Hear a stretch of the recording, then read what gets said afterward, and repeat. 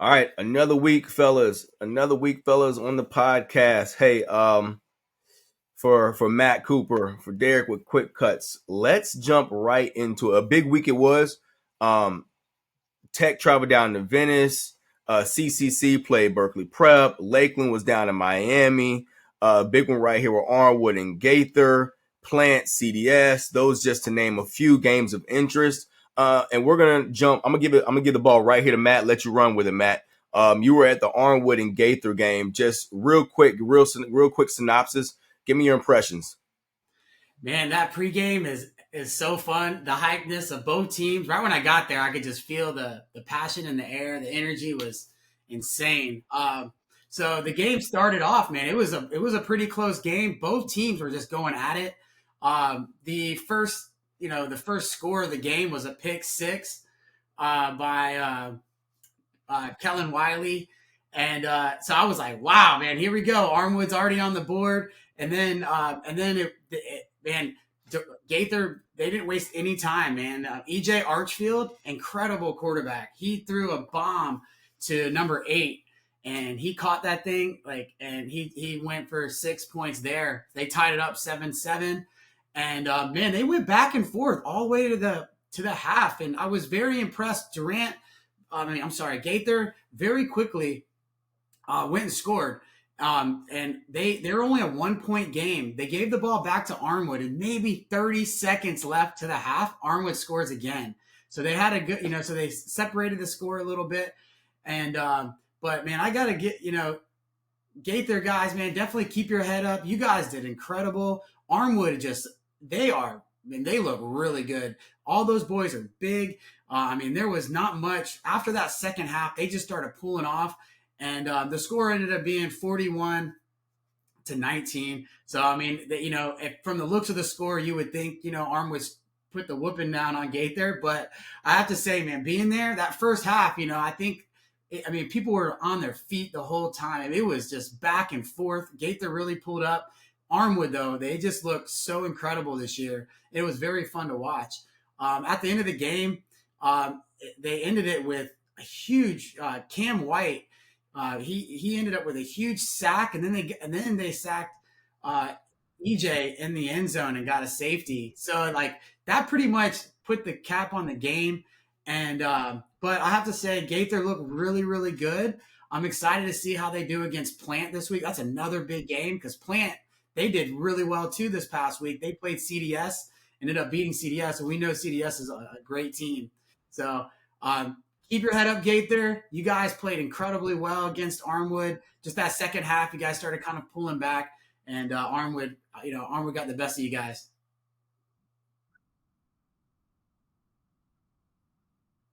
It was that second half. The Armwood got the ball, and they just went down and scored, and then it separated at 2 touchdowns.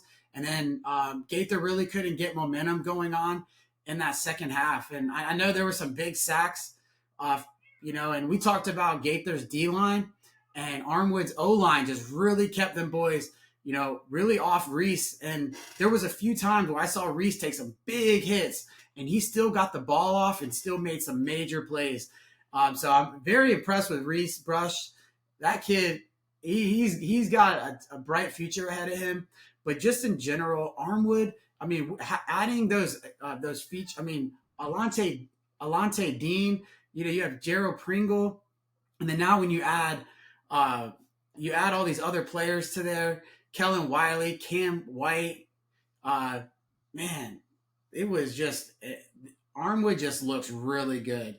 At some point in the game, there was a massive, or not a massive. There was a little pushing and shoving. It's football. It happens. It's a highly anticipated game. It's at Gaither, both physical teams. But there was a pushing match that happened, an unsportsmanlike penalty that was thrown and given out.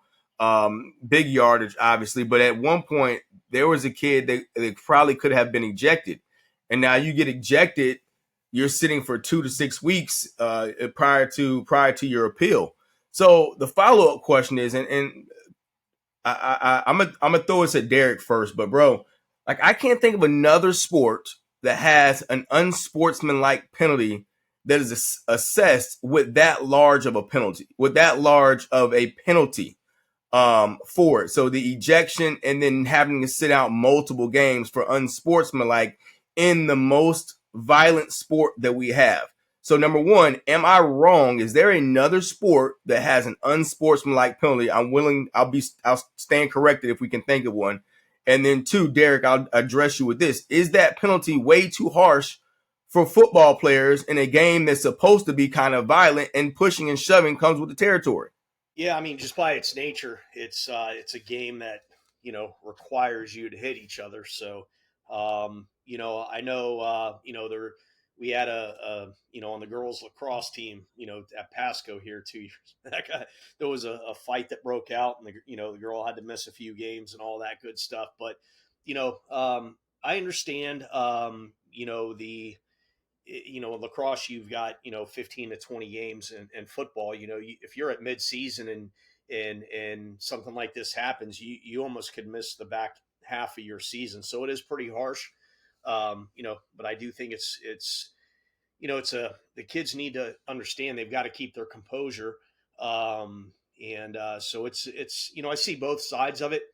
But yeah, just by the nature of the game, it requires you to hit each other. So, so it is harsh. I think an argument could be made either way with it, quite honestly. But yeah, that, you just got to keep your composure out there. And, I think the kids need to understand that, going in, it needs to be something they understand. But yeah, it's tough. It's tough. And Matt, you were on those sidelines, and I don't necessarily think it was the physicality of whatever happened before the whistle or after the whistle. It was something verbal at that game that caused an unsportsmanlike, and the kid possibly could have been ejected, right? Yeah, and let me add this to the game. Tyler Williams, man, that guy, the UGA commit, he balled out, and he has so much swagger to him. Like, I think Armwood kids, they came out just like the swagger was just way up there. You should have seen, and I think that caused a little bit of emotions inside, and then when you see those guys start doing good, Gaither guys started kind of like getting, you start like, I would say hating, but you're like, damn, these guys, not only do they have the swagger, but they're really good too.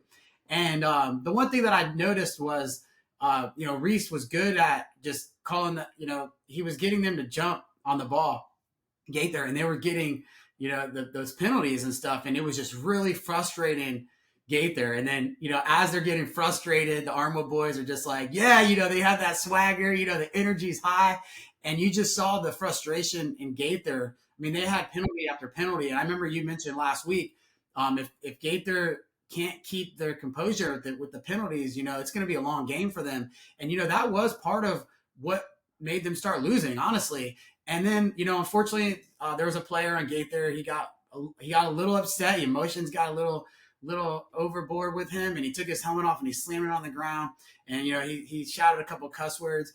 Here's the thing. Like, don't get me wrong. Like, you should definitely have your composure. This is an emotional sport, like you start losing and you're like, like Derek said, it's, you're hitting and tackling the whole game. I mean, these emotions are up there, but, I do think that the refs are a little harsh, especially when they start extending, 3 to 5 games. Like, you have to miss because you said a cuss word or you got a little upset. Maybe your emotions got the best of you.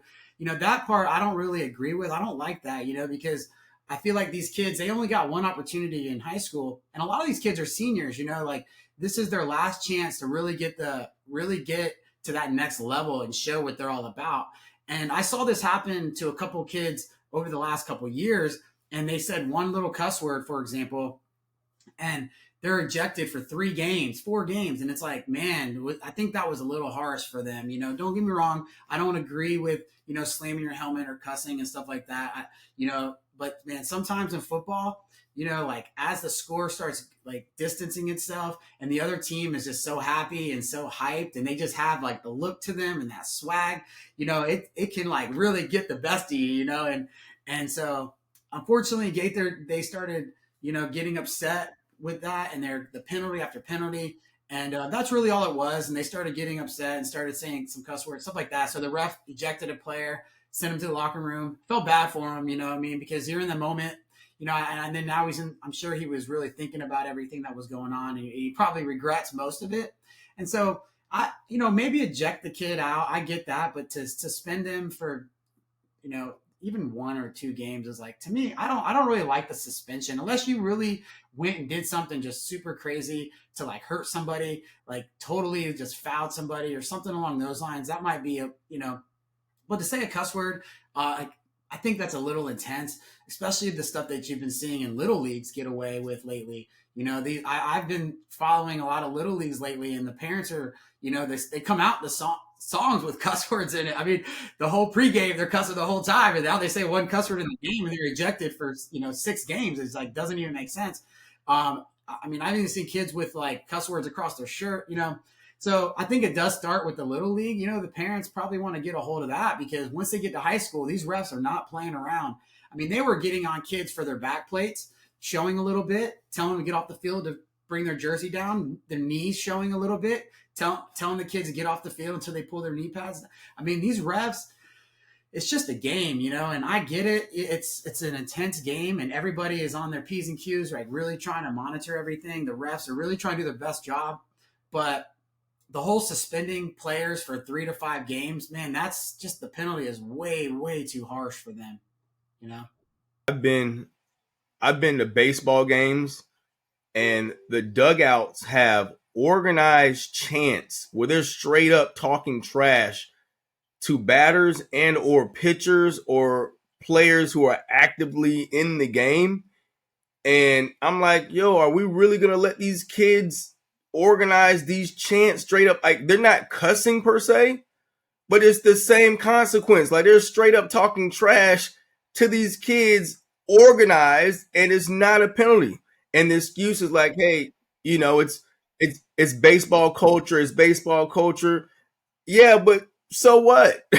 They're straight up ridiculing kids while they're playing. And yet in football, if you curse on the field of play, you're going to get ejected. It's, to me, obviously we're sharing our opinions. But again, I think that football is so heavily scrutinized and there's so many rules that you almost don't know what the rules are. And then there's such harsh penalties for a game that's already harsh in its nature, and that you're wanting to ridicule kids and criticize them for actions that might need to have some discipline. And then again, it's easy to point the fingers at the coaches. Yeah, the kids are undisciplined. His team's undisciplined. Their team's undisciplined. Yeah, but the best thing for a coaching staff to have is the support of the parents, because they don't know what those kids are going home to and the influence they have after they leave their locker room, and how when they can have one parent group that's supporting what the coaching staff's trying to do, they got a whole another parent group that's going against what the coach is trying to do. And those kids are caught in the crossfire in the middle and don't necessarily know which way they want to go. So there's the scapegoat is pointing the fingers at the coach and saying they got an undisciplined team. Well, the easiest thing for them to do is be on the same page with the parents of all those players and say, this is the movement we're going to make. And now you got it being reinforced. So now these penalties are less. You have less of them. But let's kind of change tracks. Derek, you're cutting your film, kind of had some standout dudes that you kind of spotted. Just name drop, man. Who you had? Well, last week, I was breaking down the St. Thomas Aquinas film, and last week there was a 2027 wide receiver named Julius Jones, and he didn't have a big game in the catch. He didn't have a lot of catches, but every single play, this kid was getting out on his blocks, came off the line, running guys off the route so the underneath clears open, just doing all the little things that are so important on film. And I sat here and watched this kid, and I knew he was a big timer, even though, his stats wouldn't indicate that, or his film after that week wouldn't indicate that. But you just knew he was a big timer, and you know that he's going to break out. And then they played Bishop Gorman this weekend, and sure enough, he broke out. Had a lot of big time plays, got really active in the passing game, had a lot of catches, had a long touchdown. But just a young kid, and I love watching film and seeing these kids at a young age just do all the little things and then all of a sudden break out. And but yeah, just something I noticed on film. I haven't had a lot of time to watch film yet from this past weekend, but it was a big offensive lineman that I found last week on tape, and I was curious at how especially if it was going to do against Hudson. They ended up winning that game. I get a look at that film. I'm very curious to see how he played against Hudson. But yeah, just some of the things I love seeing kids doing the little things, running backs, pass protection, blocking. They call it finding work, and a lot of times kids they don't find work. They'll take a few plays off here and there, but you see some of these teams that win big and they win a lot of their games. A lot of times it's their kids doing the little things that matter a lot. But that was just something that I really saw on film that jumped out this past weekend. So also we saw this weekend, Brandon and Chamberlain went head to head. Two teams that have not been great over the past handful of years. Matt, ball's in your court. Give a shout out, my man. Yeah, no, I definitely want to give a shout out to James Wilder. I saw some pregame. His coaching looked just incredible. The way he was hyping his team up. Chamberlain got their first win in a couple of years, so congrats to Chamberlain. Brandon, though, I was actually impressed with them too. I saw some highlights. There's a safety named Juju. He transferred from Armwood. He's over at Brandon. He had an interception. He had a couple of big plays. And, they looked really good too, So even though Chamberlain won, congrats, Brandon still looked good as well. So that was a big win for Chamberlain. It's not like they played a Brandon, 5-7 years ago. So they're, I love to see these teams getting better and better as these seasons go. They both have great coaching right now, and the players are really buying into their program. And congrats to both teams. Hope they both do great this season. Just look at the numbers. This kid named Anthony Ford, junior running back for Chamberlain. He was their leading rusher, 13 carries and 60 yards. So we need to find out some more about him. And then receiving yards for Brandon, last name Jackson. He's a junior, had 2 receptions, 53 yards, and that's an average of about 27 yards per catch. So we've got some kids who jumped on the stat sheet. And again, we'll just kind of follow them through. But James Wilder and his staff get their first win. Brandon looks like they're trying to do a little bit better. So good job on both of those programs. Now, we cannot avoid the conversation without talking about Lakeland and Central that happened, the big one that happened down in Dade. And some are calling it an upset. Remember now, Lakeland is a defending state champion. Lakeland is, I believe, now a 6 or 7 time state champion. So them upsetting Central, if you say it's an upset because they were in Miami, I'll take that. However, Lakeland's not like some, not like some carpet walking team that we talk about. Lakeland can go anywhere in the nation and win. They've done that before. So I'm not going to buy into this as an upset. I will go that Lakeland won outside of Lakeland in a whole nother territory that's not, they're away from home. But I'm not going into this whole, it was an upset. Lakeland is a powerhouse for a reason. They've been a powerhouse for a very long time.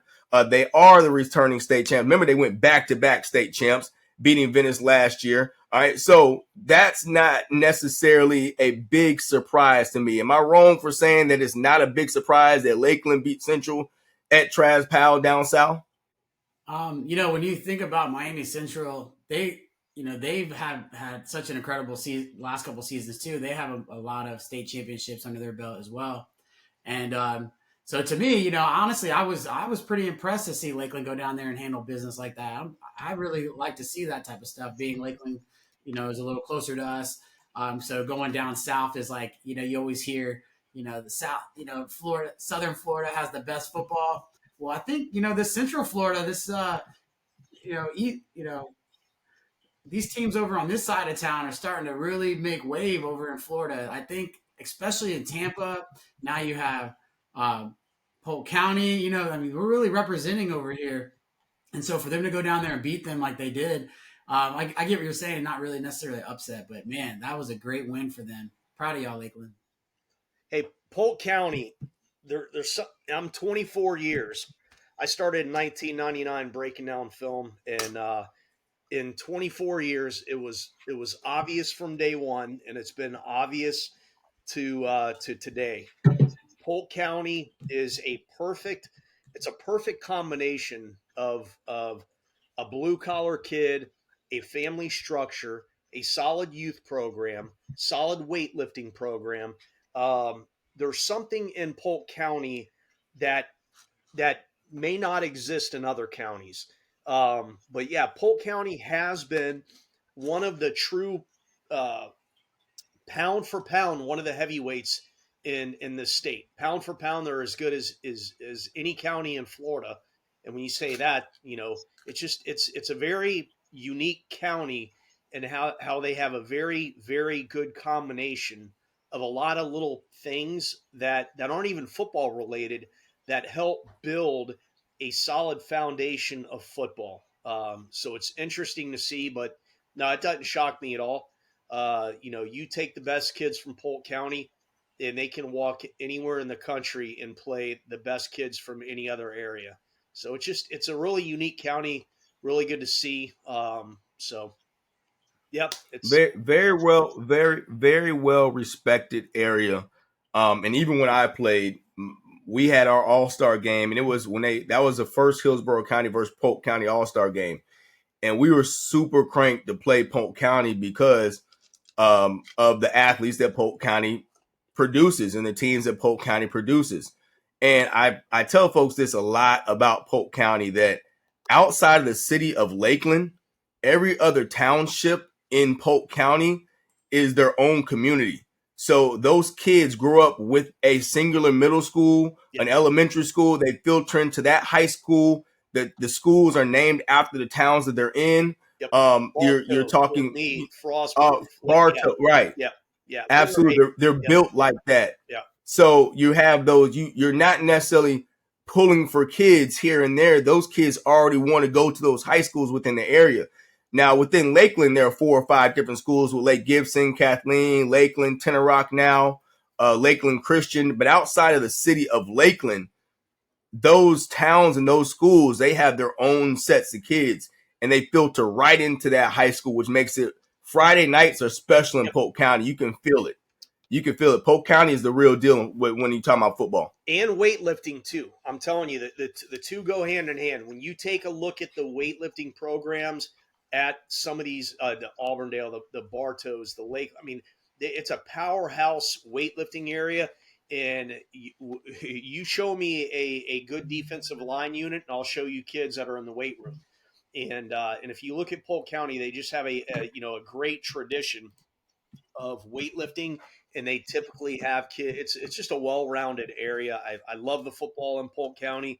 And have for 24 years. It's been a nice place. And even the little small towns, like you just said, the Haines Cities, the Frostproofs. I mean, some of the best talent in the state has come out of the Frostproof area, and it's a great county for football. And there's a lot of reasons for that. And Preston, I think you just hit on a big part of that. But yep, good stuff. Yeah. Speaking of Polk, Lake Gibson and Durant this past week, so another Hillsborough Polk type of game, and kudos to Durant, man. And them boys, I like I said, I saw them in the offseason working. They have a great quarterback. Man, those boys, they went down and handled business, 40-19. So this week, take that Durant setup, right? So Durant, the nearest school to Durant's going to be Newsom and Plant City on either side, and those are miles away. You take that setup and you put that in Polk. That's how everything is set up there, like that. So Plant City, it's kind of joking, but a lot of folks consider Plant City as kind of Polk County because of that whole setup, right? You have Plant City, the township of Plant City High School.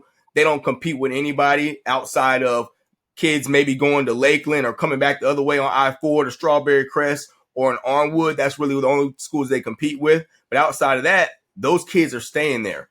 So Durant is much of the same. They have that same type of setup. Now, the demographics, you're not going to get the same type of talent at Durant. But blue-collar, hardworking kids who grow up wanting to be Cougars it's the same type of setup. And Durant has, I can't remember a season where you're like, yo, Durant sucks. They may have had a down year where they're like slightly below 500, but Durant's always usually above 500, and they're going to be in that 6 to 10 win game wins every year over at Durant. And I think a lot of that has to do. I think these small towns, what happen is you get an involvement from the high school levels that trickle down into the youth levels, and they grow up within the same type of system. And next thing you know, it's a smooth transition from that youth to the high school ranks. And I think you see a lot of that stuff in the small areas, and that probably holds true with Planet City and Durant. These kids grow up in the youth leagues, playing the same type of situation, and you'll probably find a lot of the coaches are interconnected with the youth leagues. And so you find that on the outskirts of Tampa and in Polk, like we were saying. But yeah, Durant's always been a really neat story. But yep, they got a Durant, they head over to Plant City this week, so that'll be a great game. So Michael Ryan, that's a good one for Durant versus Chris Denson, QB. Oh yeah, City. I think two similar running backs too. Yeah, absolutely. Two great teams in general. Really liking what I'm seeing for both programs. So that'll be the game of the week for me. That's where I'm going to go out this week to go watch them, and I'm excited to watch them both. Man, they're both great teams. So. Yeah. That seems real fun. Denson's a good one, man. Coastal Carolina commit Chris Denson. Coastal Carolina fans, you guys get excited for this young man over the next few years. He's going to be a good one for you. Let's move to Jefferson High School. Have not talked about the Dragons a lot over these last couple years because they just they haven't been great. But there was a time where Jefferson was like one of those schools, and the legacy of Jefferson and the players, the Caldwell brothers and Quentin Williams and Andre Davis and some of those great Dragons that have always come through here, even Keith Newman, the head coach at Robinson. Jefferson, for all you young cats, was not like they are now. Jefferson used to be stacked with talent. They were a third, fourth, fifth round type team every single year. Now, I led into Jefferson because I was looking at the stats, and I went around the stats before the show, and I saw that right now Jack Cunningham at Jefferson is top 10 in the state in passing yards with 361 passing yards, 3 touchdowns, and 1 INT in his first performance, and just under 60% completion percentage. So I wanted to give that shout out, but I just wanted to roll into that Jefferson deal. And if Jefferson can get back to where nearly close, anywhere close to how they used to be, Tampa football is just that much better. I agree, Preston. There was a day many years back that you would have upwards of 15 D1 kids at Jefferson. I remember they played in the state championship at against Palm Bay. And, there were 30 kids on the field that were, now half of them may not have qualified, unfortunately. But, the amount of talent that those two teams went head-to-head together many years back, it was staggering. Line, defensive line, offensive line, just kids all over the place. And you wonder what happens there. Like, what happens? How does a team go from there to a different place? It's so hard to lose momentum and then gain it back, and they've been down a little bit. And you kind of wonder what causes that. Is it a private school that pulls, or is it a local school in the area that starts grabbing the talent? What would you say has been one of the reasons for that step down a little bit, Preston? Is it? I think there's a few layers. I'm just gonna go out. Wild guess is that if you look at Carver City, and now they call it Midtown. For us, it's Carver City. It's always been Carver City. And you start peeling back those generational homes that were there. And they start to gentrify that area with the younger people who are coming into that area, not with families, right? So you have those older folks who are there, the grandmothers and the mothers that stay right around the corner from each other. But once that generation starts to move out of that area or get forced out of that area, how do you replace it? Where are those families with kids who are going to those middle schools and grow up to be dragons, where are they coming from if now in that same area right across the street you've got, $300,000 condos and or $2,500 a month apartments with younger folks who are 25, 26? They don't have 15, 16-year-old kids to populate Jefferson High School. So now you've got a school that goes from, at one point, a 6A or 5A school to, I believe now, Jefferson may be a 3A school, and the population of the school might be 1,600 kids. So it's not necessarily an athletic thing. I think it's more so of a geographic, a demographic, a social economic issue that has probably stifled Jefferson's progression over the years. The same thing that has happened to Chamberlain. Chamberlain was consistently good. That area on Bush was consistently packed with kids.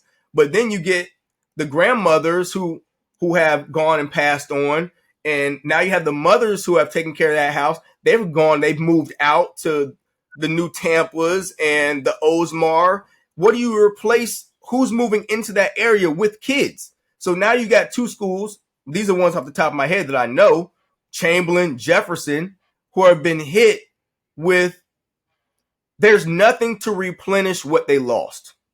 I think that's where I'm going with. There's no new families coming into those areas, into this crazy populated area of Tampa Bay, and they're building all these new homes, and where they are, they're building condos for younger folks. So I think that's one layer of it, is that they just don't have the number of kids to choose from because nobody's moving into that area with kids. Yeah, that makes sense. Yeah, no, it's that makes sense, and nothing wrong with that. That's part of that happens. Interesting. Yeah, I was just wondering. I didn't quite think about that. But yeah, that makes sense. And I didn't know what kind of, I think the private schools have gotten a lot of momentum, just across the board, just when you look at the private schools. But yeah, that makes a lot of sense too. So interesting. Mm-hmm. Interesting. Matt, your take on it? Yeah, no, being in real estate, I totally agree with what you're saying. That's what we've been seeing in these lower income areas. It seemed like an area for investors to want to come in and just get rid of these houses and build condos. And now you have Midtown. And so when you have these, the more expensive properties, you're going to bring in a little higher, I guess you could say, caliber of income for these families. And they're going to think about sending their kids more to private schools, or maybe even Plant not too far from there. You even have Gaither right off, you have these other schools that kind of have more of almost like if you're good at football, almost a better guarantee to get you to college. And so I think the parents are kind of more like, well, hey, I'm spending, $3,000. Maybe they have great jobs, attorneys and doctors, and and then you have this younger crowd that want to go to Midtown that don't even have kids, so they don't even got to worry about that.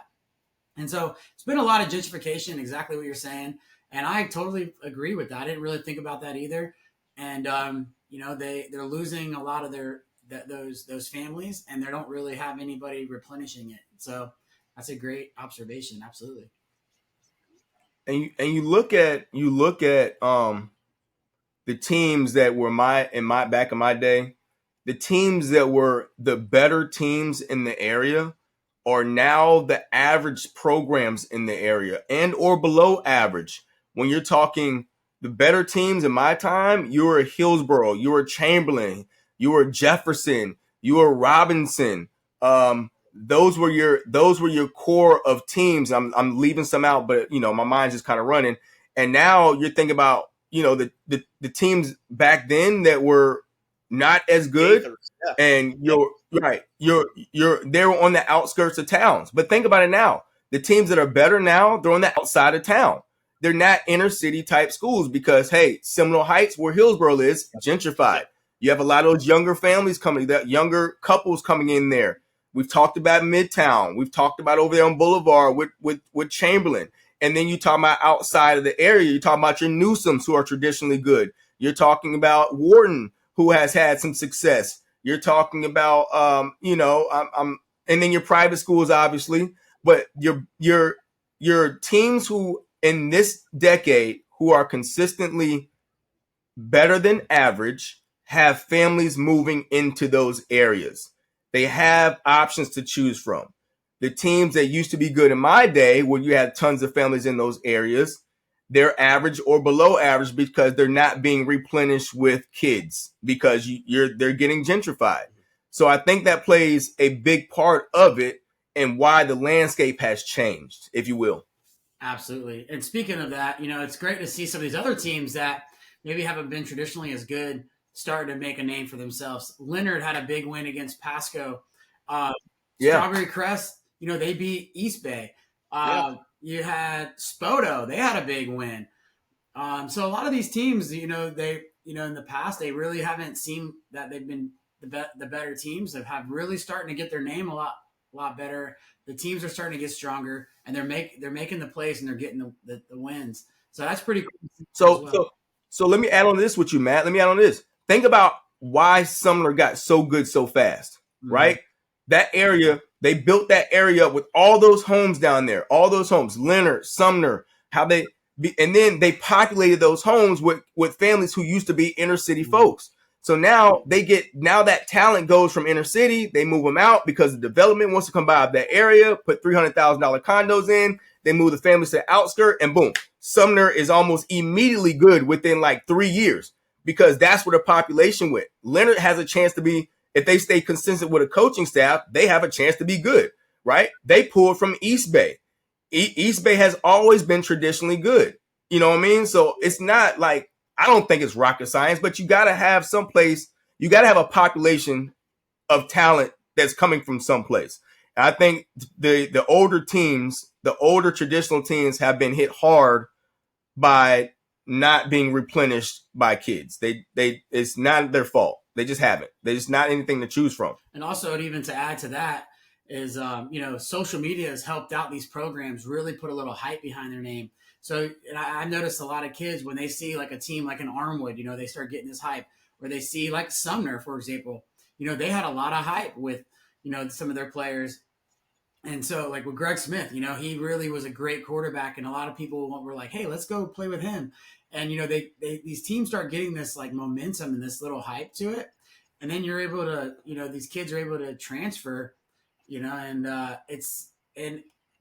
get it. Everybody wants the best for their future. And a lot of times it's thinking about how do I get to that next level? Maybe I'm on a program that's not the best, but I'm going into my junior and senior year. Who can I get on that can make this happen? I saw some kids, one of my favorite players out of East Bay, he was only JV last year. Kid is amazing. He ended up transferring to Tempe Tech, for example. And these kids, it makes sense. It's about their future. So I totally, I agree with it. I know some people don't. Sometimes you got to transfer to get into the better program just to kind of get your name out there, especially if you're really, really good. However, I think in the older days, you really didn't you had the hype around the schools, but it wasn't in your face all day, every day like we have on social media. So when you see these teams with just winning and doing great, and then there's so much, all the media guys, for example, at the Gaither Armwood game, there was maybe 10 camera guys out there, and the highlights have been just amazing. These media guys are really good nowadays, and they're making reels and stuff. And these kids, they want that as well. And they know that like sometimes we're not going to probably go to these smaller games. We want to go where all the hype is, you know what I mean? And so, because I get these kids that inbox me all the time. They're like, hey, I had a kid inbox me for Strawberry Crest. And I was like, yeah, but it's like, I'm going to go to the Armwood Gaither game. It's hard to go to a Strawberry Crest game. However, that is one thing I'm trying to make a point to. These teams that are doing really well, I don't want to just go to Armwood games every single week because I know they're going to be great. They're doing well. There's a couple Armwood games that I just have to go to. The Armwood Tech game, it's just, that's one of the biggest games in our city. That's such a good head-to-head rivalry. But I do want to slide us a lot of these other smaller schools. So that's why I'm excited this week to go see what Durant and Plant City have going on. I'd like to go see Strawberry Crest sometime this season. I'd like to go see Spoto. I'd like to go see a lot of these other teams. Spoto and Leonard this week. Spoto and Leonard. That'll be a great little game. Leonard, man, I'm proud of those boys. They're getting, I remember Armwood going down there and beating them like 60-0 a few years ago. They really didn't. And now all of a sudden they're beating people. I mean, they're looking really good over there. So I'm proud of it. Keep it up, Leonard. I love seeing these younger teams just start to build up the momentum. just keep doing what you're doing. They're going to get players on their team, and they're going to keep growing. So it's great to see. Yeah, the Spoto Leonard game is going to, I mean, we said, Leonard may get good. I think they're going to be good this year. I think it's here. And I think the Spoto Leonard matchup is going to be really, really interesting to see. When you take a look at Spoto, they got the quarterback in place. They've got this running back, Zori Cotton. I'm telling you, he had a breakout game this past week. Great game. Put up big numbers, not only running the ball, but he can catch out of the backfield. And then obviously they got the, big wide out. They've got a nice triple threat over there and an athletic quarterback. So they're one that I want to see how Leonard's defense goes up against that Spoto offense this week. It'll be a good matchup. But that's kind of a little hidden gem of a game sitting, in south of the county this week. All right, last question. Here you go. And I'll give you all 10 seconds to think about your answer. Best player out of either a small school that you've evaluated or seen, best player out of either a small school, all right, and or a team who did not have a sustained level of success. One player. You get one. All right, I got my guy.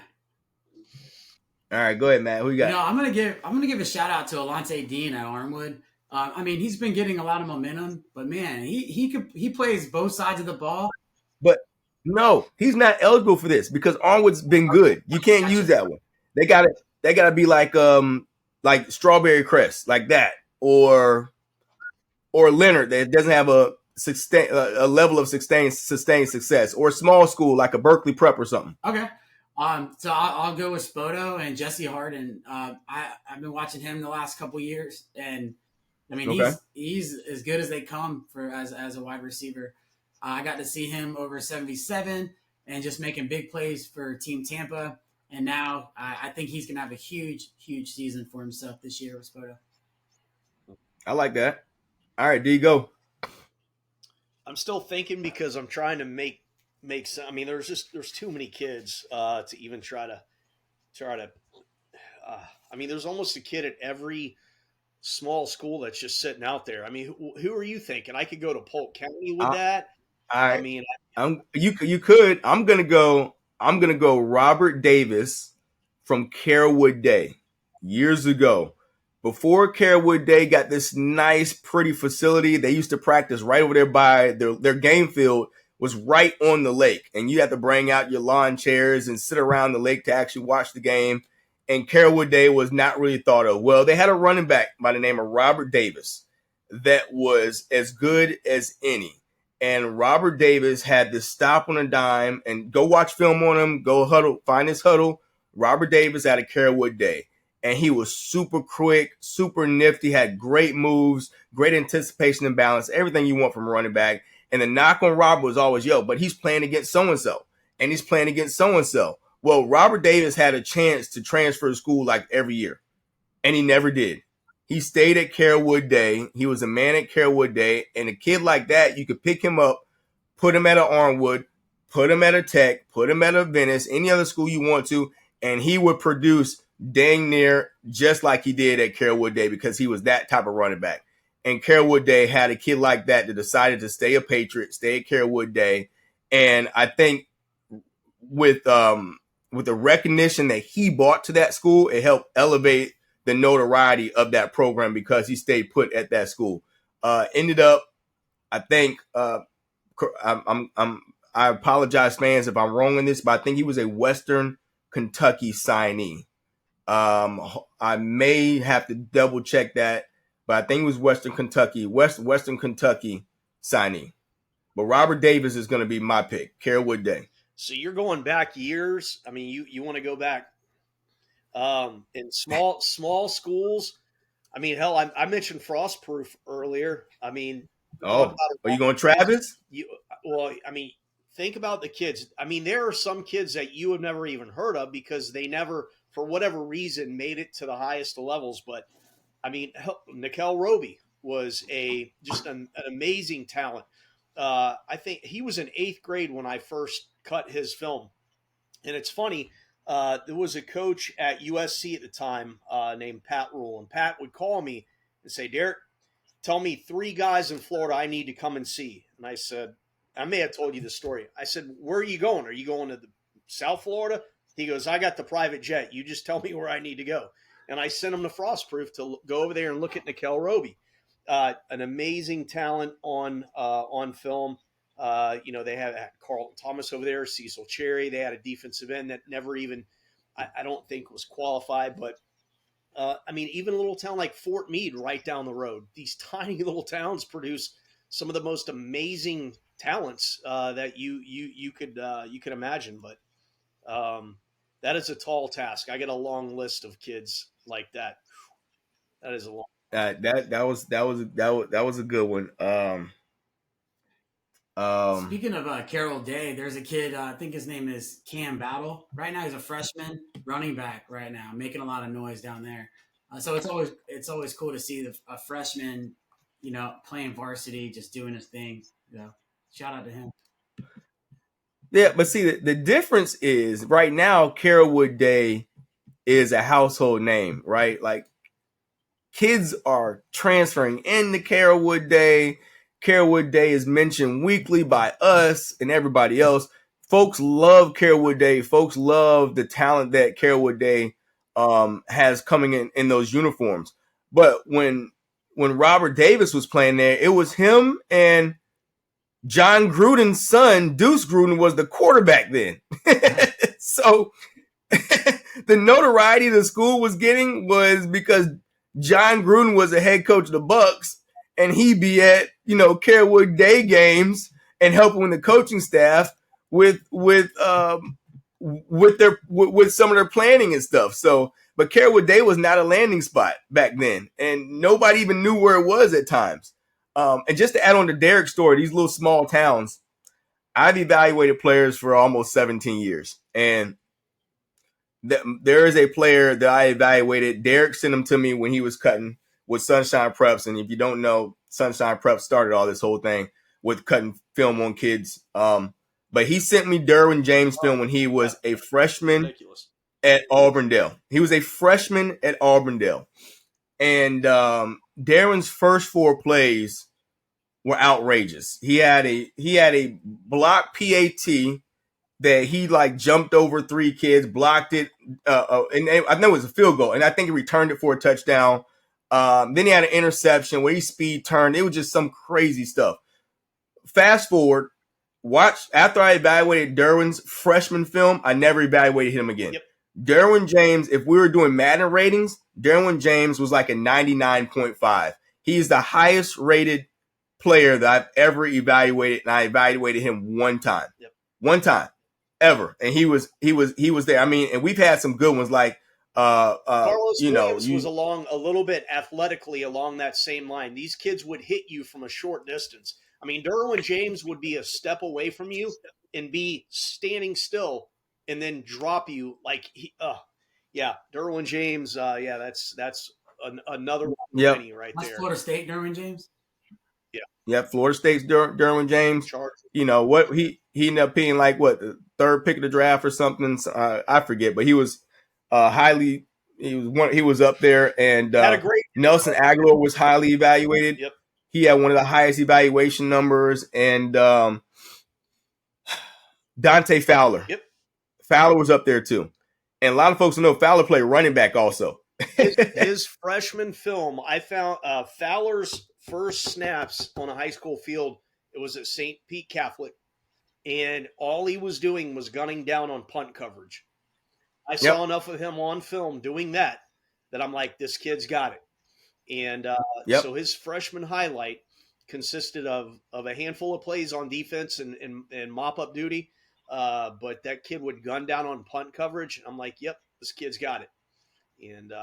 And fair, those 3 guys, maybe in that order, are the highest 3 guys I've ever. They had the highest grade for me ever that I've evaluated, and they're all still playing in the league.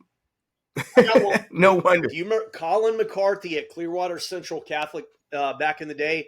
And Rodney Cooper, both of those guys were 2 of the best.